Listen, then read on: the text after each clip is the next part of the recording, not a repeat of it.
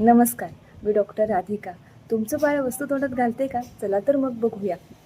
जग जाणून घेण्याचा मार्ग 6 ते 12 महिन्यांच्या बाळासाठी तोंड हे स्पर्श आणि चव जाणून घेण्याचं हे एक महत्त्वाचं साधन आहे.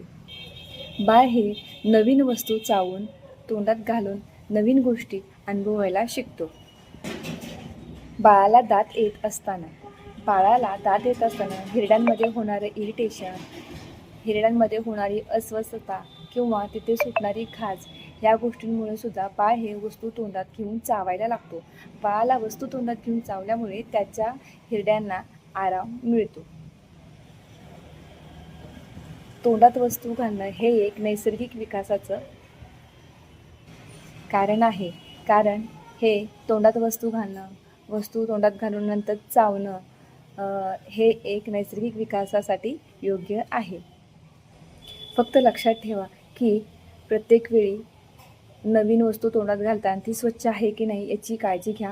त्याची जी जवळची खेळणी असतील ती रोजच्या रोज स्वच्छ करा. बाळाला जे लहान वस्तू असतील तो तोंडात घालेल तर त्या वस्तू बाळापासून लांब ठेवा, नाही तर त्या गिळून त्याला परत त्रास होईल. त्या गोष्टींची काळजी घ्या. बाळाला लागणारी किंवा टोचणारी किंवा धारदार वस्तू असतील तर त्या बाळापासून बाजूला ठेवा आणि बाळाकडे लक्ष द्या. थँक्यू.